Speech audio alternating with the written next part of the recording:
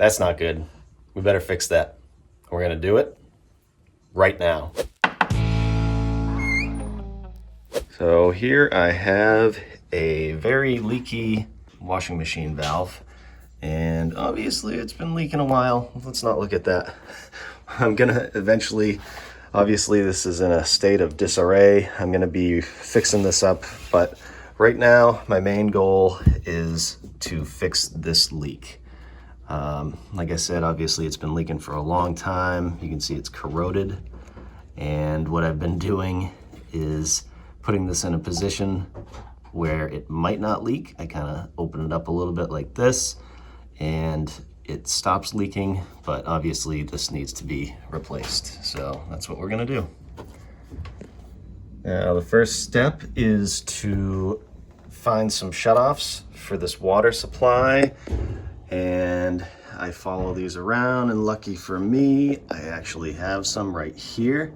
So this is the hot, I can shut that off, and this is the cold.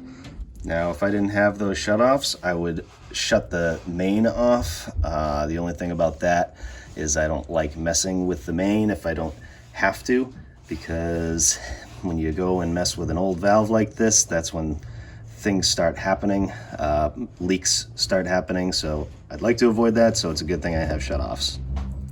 Now I can take these lines off carefully.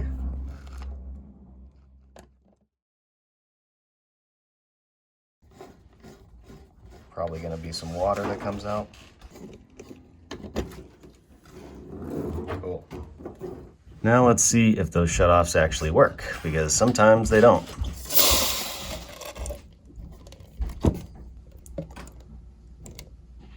Looking good. Dripping is normal. There's some leftover water in the lines. Here's a fun fact that I forgot to mention in the video. You saw that when I shut this valve off, no more water dripped out, but I'm in the basement, so you got to keep in mind that this is a low point in the house.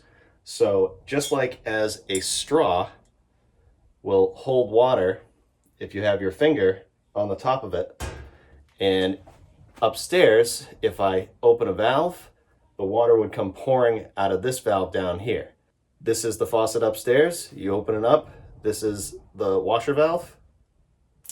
And that's what's gonna happen, of course, with a lot more water. So keep that in mind. It's a good idea to put a bucket under that and open a faucet and drain that out. Fun fact. It's also a good idea to label these hoses that come off. You can see I put an H for hot and C for cold. So as they come off, just label them. So I have an assistant today, more like I'm assisting him.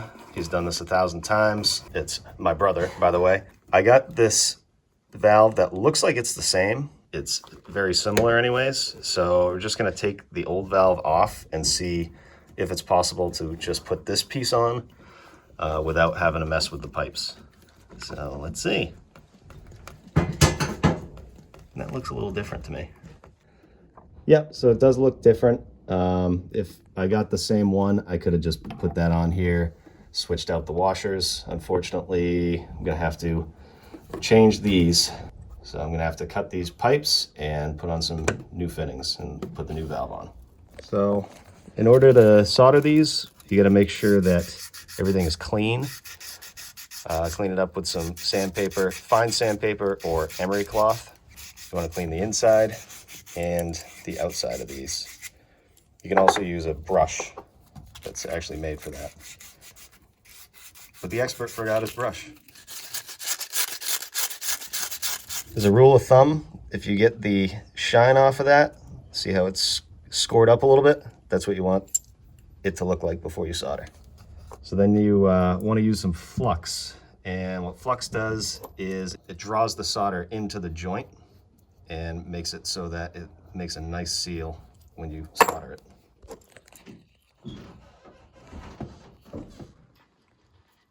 Now you can put those pieces together.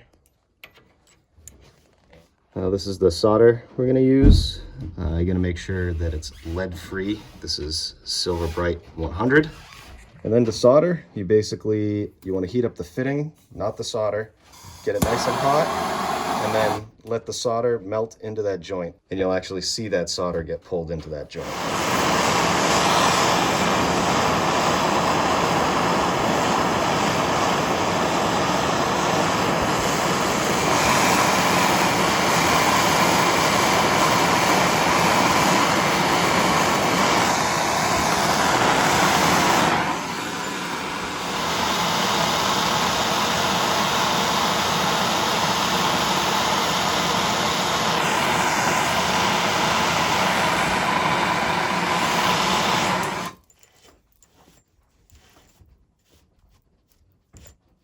And you wipe it down with a rag and you can actually see it dry up.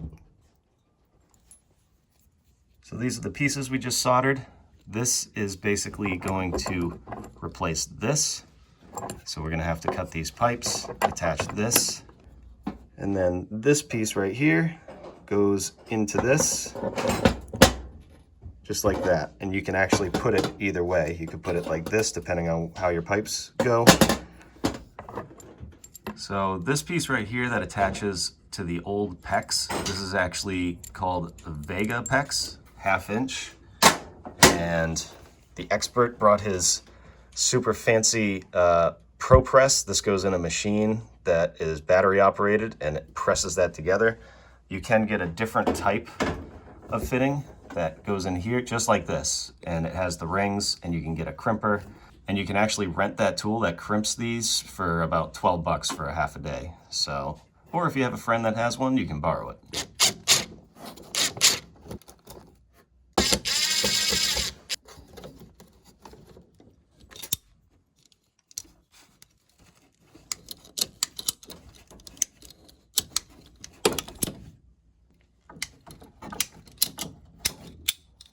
And those just slide in there.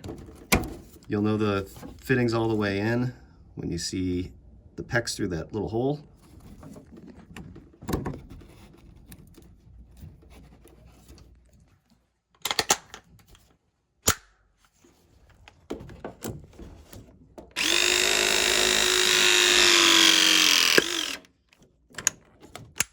That's it.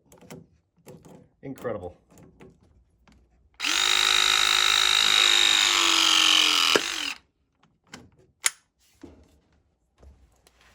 So those are all set. Now you put those rubber washers on.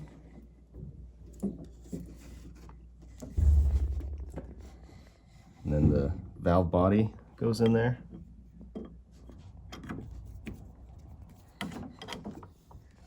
And then there's a gasket.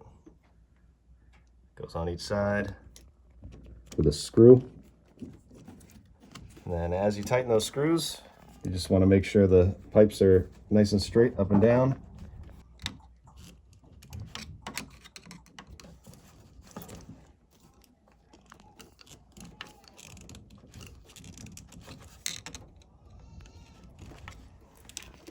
Then the shutoff handle is a little different. It goes on the top like that.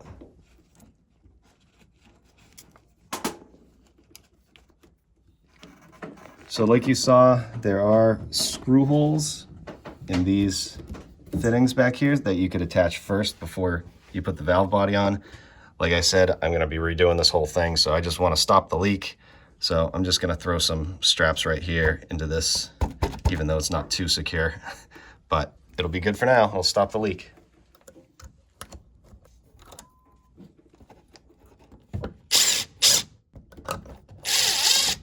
All right, I can turn the water back on.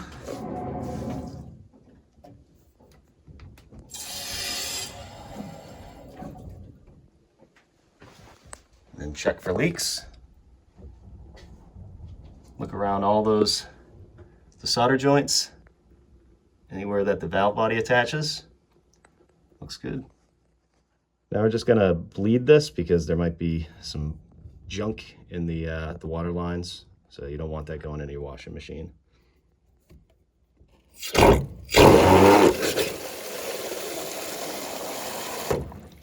all that rust and nastiness.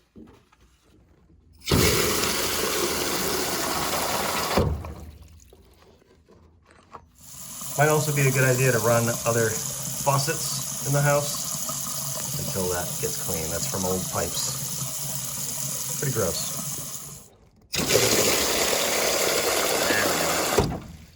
So that's looking better. Just do that until it's all cleared up. Okay, now I can put the cold to cold and the hot to hot. You don't want to crank this down, but you want to make sure it's nice and tight.